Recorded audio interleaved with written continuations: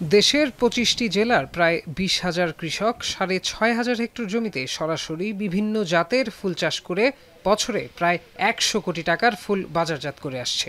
সম্ভাবনাময় ফুল খাত যখন বাড়ছে ঠিক তখনই এক শ্রেণীর সুবিধাভোগী ব্যবসায়ী বিদেশ থেকে প্লাস্টিকের ফুল আমদানি করে নষ্ট করছে দেশীয় ফুলের বাজার। এতে তাজা ফুলের চাহিদা কমে যাচ্ছে, সাথে কমছে মূল্য। প্লাস্টিকের ফুলের কারণে আমরা এগুলো মান পাচ্ছি না, দাম পাচ্ছি না, যার আমাদের অনেক ক্ষতি হচ্ছে। ফুল আমদানি হচ্ছে, এখন দাম বহুত কমে গেছে, আমরা ফুল ঠিক মতন বেচতে পাচ্ছি না মার্কেটে। আজ থেকে ২ বছর আগে একটা গোলাপ ৩ টাকা ৩.৫ টাকা বেচতাম, এখন একটা গোলাপ মাত্র ৫ পয়সা করে বেচছি। আমরা চাচ্ছি প্লাস্টিক ফুলটা যাতে বন্ধ হয়। প্লাস্টিক ফুলটা বন্ধ হলে আমরা আশা করি অনেক লাভবান হতে পারবো।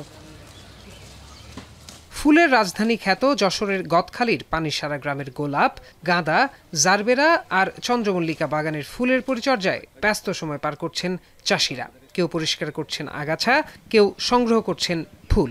চাষিরা জানান, তাদের উৎপাদিত ফুল বিদেশে রপ্তানি করতে পারলে বাড়ত আয়। আমাদের ফুলগুলো অবশ্য অনেক সেন্ট, অনেক সুগন্ধি।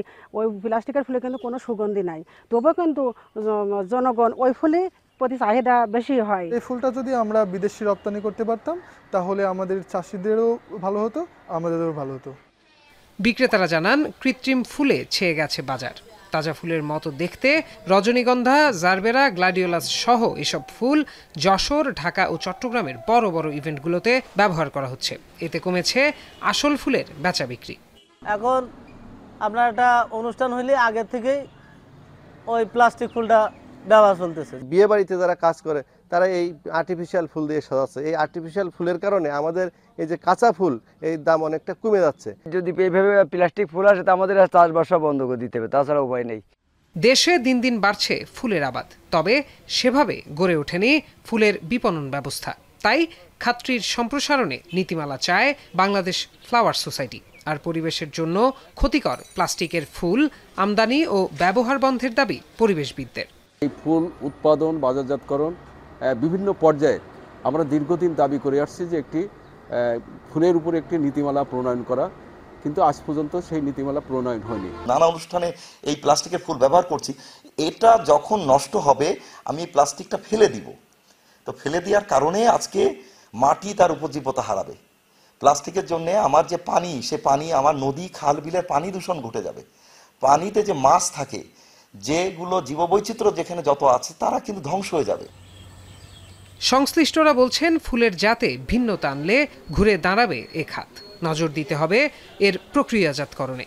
সরকার যদি পারেন তাহলে একটি অ্যাক্টের মাধ্যমে এটি যদি নিয়ন্ত্রণ করেন কঠোর হস্তে, তাহলে একদিকে যেমন প্লাস্টিকের অ্যাবিউজ, অপব্যবহারটি রোধ হবে, সেই সাথে এই প্লাস্টিকের ফুল ব্যবহারের কারণে আমাদের যে ফুল শিল্পটা, ফুলের কৃষিটা যেভাবে ক্ষতিগ্রস্ত হচ্ছে, এটি হতো না। কৃষি সম্পদ অধিদপ্তরের তরফ থেকে এই প্রাকৃতিক ফুল ব্যবহারে উৎসাহিতকরণ এবং একই সাথে প্লাস্টিকের ফুল বর্জন করার জন্য আমরা মাঠ পর্যায়ে কাজ করে যাচ্ছি। দেশের মোট চাহিদার ৭০% ফুল সরবরাহ করেন গদখালির ফুল চাষিরা। এ অঞ্চলে প্রায় ৬,০০০ কৃষক বাণিজ্যিকভাবে ১২০০ হেক্টর জমিতে ১১ ধরনের ফুল চাষ করেন। এখন Jessore. Colour expert, George sap এবং মাইল্ড অন হ্যান্ডস টেকনোলজি সমৃদ্ধ অরিক্স ক্রিস্টাল ওয়াশ, আপনার লন্ড্রি এক্সপার্ট।